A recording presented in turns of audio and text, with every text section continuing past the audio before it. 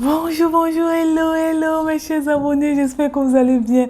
Bienvenue sur ma chaîne YouTube, je suis Audrey. Vous me connaissez à tous. Si tu ne me connais pas et que c'est la première fois que tu vois ma vidéo, tu dois faire quoi? Hein? Tu t'abonnes et tu partages. Tu t'abonnes et tu partages parce que ce qui est sur ma chaîne YouTube va changer une façon de faire dans toi. Si tu es parent, si tu es seul, si tu es entrepreneur, ce qui est sur, tu vas changer quelque chose ou bien je vais t'apporter un plus dans ta vie, ça c'est un fait. Aujourd'hui, nous allons parler de comment gérer une relation à distance. Ce sujet revient beaucoup parce que les relations, nous vivons beaucoup de relations à distance. Vous allez constater, il y a l'autre qui est dans tel pays, l'autre dans tel pays, l'autre est dans telle ville, l'autre est dans telle ville. Indépendamment de ce que la personne fait, dépendamment du travail. Ça peut être que le travail a amené ton mari là-bas, ça peut être que le travail a amené ton copain là-bas, ça peut être que ton copain a voyagé, il est parti vivre dans un autre pays et toi tu es dans un autre pays. Il y a tout ça qui amène que vous puissiez vivre une relation à distance. Il y a aussi que vous êtes rencontrés peut-être sur Facebook, sur Instagram et tout ça. Bon, c'est vrai que je n'adhère pas trop à ce genre de rencontres là, mais ça peut arriver. Il y a certains qui ont prouvé que ça marche. Ils se sont mariés, vivent présentement le love in. Donc vraiment, je ne saurais juger cela. Mais je suis pas, pour moi, c'est pas, pour moi, je ne saurais pas faire pour moi en tout cas. Mais certains ont réussi dans leur relation et leur vie de couple grâce à ces réseaux sociaux. Donc vraiment, je vous en félicite parce que c'est pas facile. Donc aujourd'hui, nous allons parler de comment gérer une relation à distance. La première des choses pour gérer une relation à distance. D'abord, j'aimerais tout d'abord vous rappeler que si je parle de cela, c'est parce que je l'ai vécu aussi.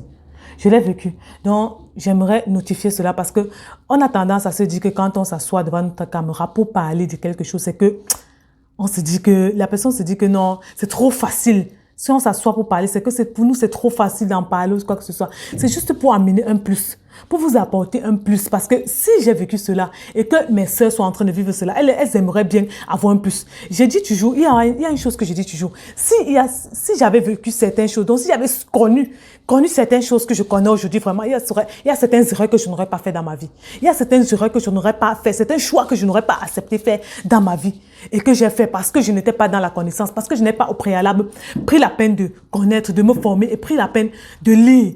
Si j'avais su, vraiment, il y a beaucoup de choses que je n'aurais pas fait. Donc, je transmets juste ce que je sais, je transmets juste ce que j'ai vécu par le biais de cette chaîne-là.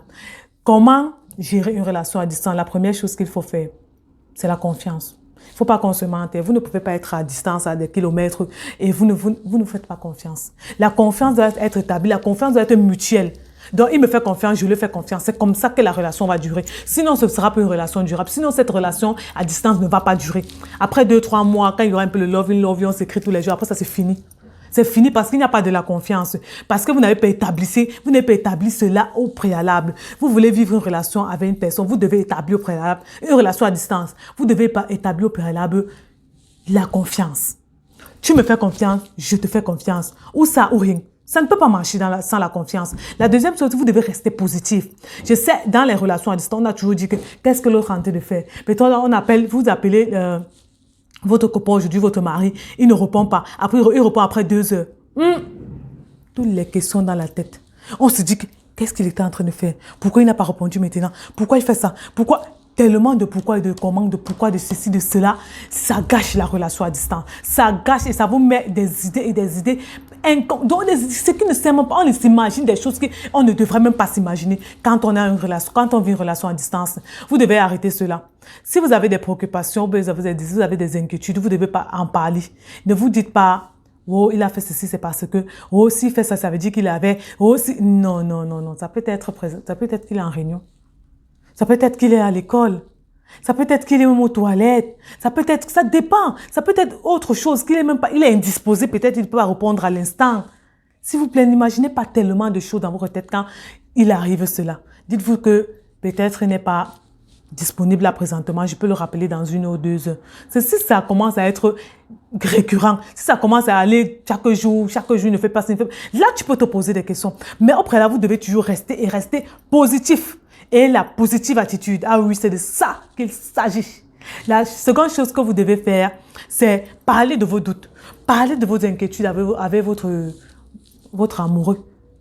dans votre couple, vous devez parler de vos inquiétudes. Avec ta copine, avec ta femme, quand vous vivez des relations à distance, vous devez parler. Parler, constamment parler. Les doutes. Si tu as quelque chose dans le cœur, si tu penses quelque chose, dis-lui, ne garde pas dans ton cœur. Si tu te dis qu'il a fait telle chose et qu'il ne devait pas faire, tu lui dis. Si tu te dis qu'il ne devait pas faire, tu lui dis les inquiétudes, ce qu'il y a dans ton cœur. Tu lui dis, vous devez parler de ça.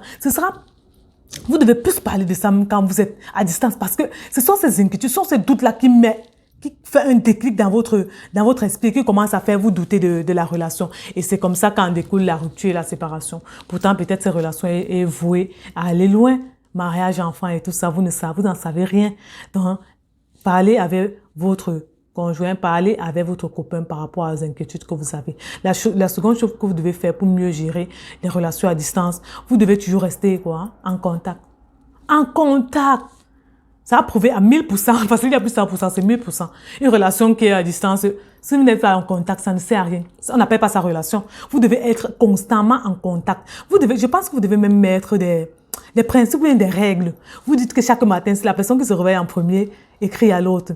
S'il y a décalage horaire de 6 heures comme c'était dans mon cas, c'est toujours moi qui l'écrivais, donc j'avais cette habitude de l'écrire. Si je l'écrivais pas, que j'étais occupée, lui prenait la peine, il m'écrivait. Mais il n'y a pas que pourquoi il ne m'a pas fait signe. Ça veut dire que s'il ne m'écrit pas aujourd'hui quand il s'est réveillé, comme on a dit, ça veut dire que non. S'il ne le fait pas, tu le fais. Si ça devient une habitude, tu le demandes pourquoi il attend toujours qu'il t'écrit avant qu'il réponde. Là, vous mettez en accord et vous réglez ce problème-là et c'est fini. Ça devient... C'est un truc, c'est un passé là, c'est passé là parce que vous avez résolu cela. Mais si tu gardes dans ton cœur, vraiment, ça ne va servir à rien. La prochaine chose que vous devez faire, vous devez apprendre à vous connaître. À distance, c'est pas facile parce que vous n'êtes pas ensemble, vous n'êtes pas dans la même maison peut-être, vous n'êtes pas dans le même quartier peut-être, vous n'êtes pas là ensemble de telle façon que s'il y a un truc, vous allez vous dire directement en face à face. Non. C'est en ce moment-là que vous devez apprendre à mieux vous connaître. Vous devez apprendre qu'est-ce qu'il aime, qu'est-ce qu'il n'aime pas, quelle est sa couleur préférée, quel est son repas préféré, quel est son sport préféré, tout ça, vous devez apprendre à vous connaître comme ça. Qu'est-ce qu'il n'aime pas? Quand je dis ça, ça veut dire qu'il n'aime pas ça. C'est comme ça que vous devez vous poser des questions. Pour apprendre à se connaître, c'est en posant des questions. Prenez la peine de dire qu'est-ce que tu n'aimes pas? Est-ce que quand je dis ça, ça te fait mal? Est-ce que quand je dis ça, ça t'énerve? Est-ce que quand, comme ça, avec des questions comme ça, vous allez apprendre à vous connaître. C'est en posant ces questions que vous allez vous connaître. Mais si vous restez là, bonjour bébé, comment ça va? Après, c'est fini. Demain, bonjour bébé, comment ça va? C'est fini. Bonjour bébé, comment ça? Tu le connais quand? Tu ne pourras pas après. S'il y a une relation, ça veut dire que s'il y a une relation à distance, ça veut dire qu'après vous allez vivre ensemble. Si au préalable, quand il y a ces relations à distance, tu n'as pas pris la peine. Vous n'avez pas pris la peine de vous connaître. Quand ce sera dans la maison, ce sera la catastrophe parce que tu ne le connais pas. Tu ne sais pas qui il est, tu ne sais pas comment elle est.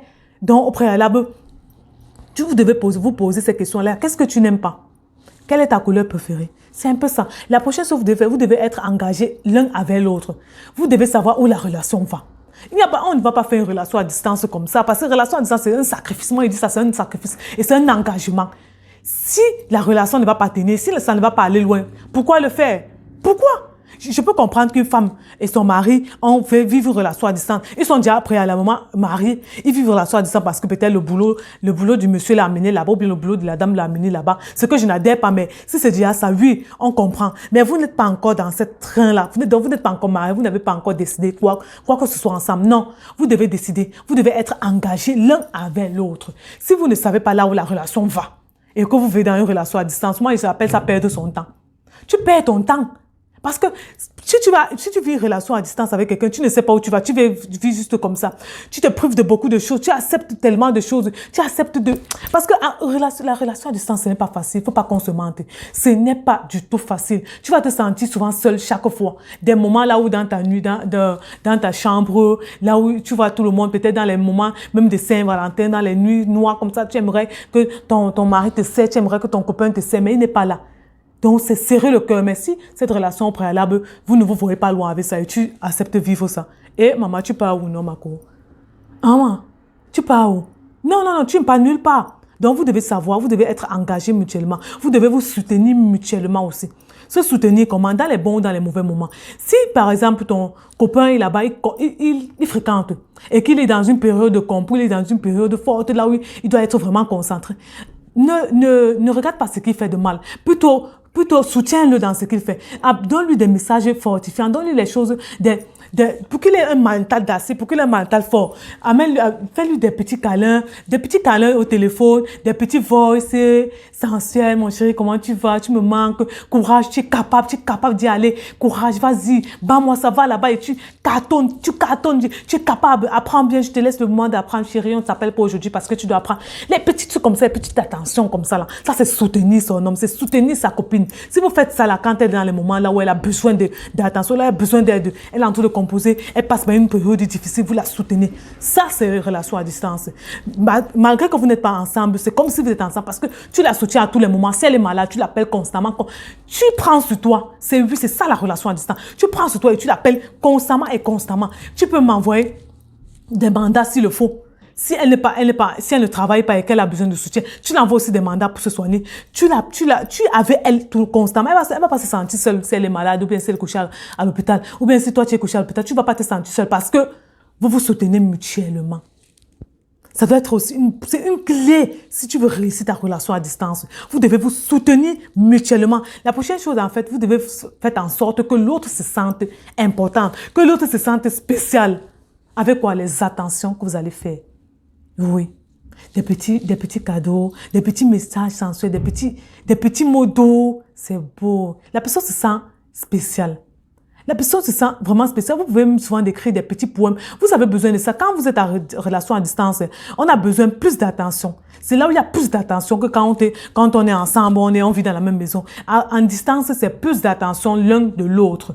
Oui, c'est ça la relation à distance. Et vous devez accepter cela. Si vous avez accepté de vivre une relation à distance, sachez que c'est comme ça. L'autre aura besoin de plus d'attention, l'autre aura besoin de plus d'attention. Et vous devez apporter cela. Et vous devez rendre cette personne spéciale à vos yeux. Parce que, quoi qu'on dise autour, elle vit dans un autre monde.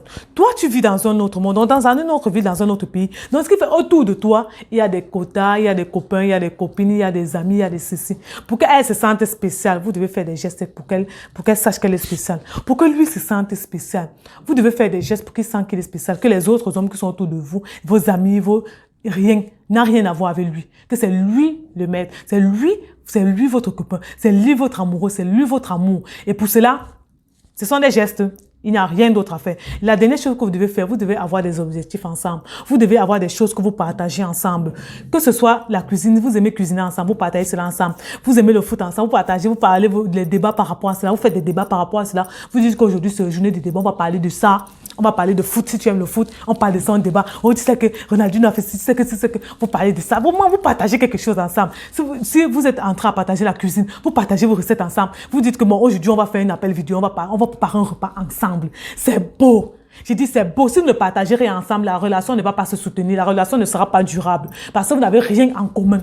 Rien en commun. Pour ma part, c'était un enfant que je partageais avec mon conjoint. Toi, ça peut être autre chose. Ça peut ne pas être l'enfant, mais ça peut être des activités que vous aimez faire ensemble. Vous partez ensemble là-bas, même si vous êtes au téléphone. Vous vivez cela live by live. Donc, vous vivez cela face à face, vous vivez cela ensemble et vous partagez ce moment-là. C'était en fait ces quelques astuces que je peux dire pour comment gérer une relation à distance. La relation à distance n'est pas facile, mais vous pouvez le gérer si vous aimez vraiment cette personne. Parce que s'il n'y a pas l'amour dans ça, ça ne va pas durer.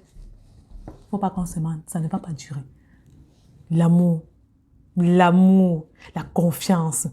Et pour maintenir cela, il y a toujours un qui sera plus fort que l'autre. Ça, c'est vrai. Il y a toujours un qui va ramener l'autre. L'autre qui va ramener l'autre. C'est comme ça. En fait, c'était là quelques astuces que je vous donnais pour comment gérer une relation à distance. J'espère que ça vous a édifié. Si cela t'a édifié, tu partages, tu tagues tes copines, tu tagues tes amis. Bye bye. Que Dieu vous bénisse, que Dieu vous garde. Je vous kiffe. Et je vous love.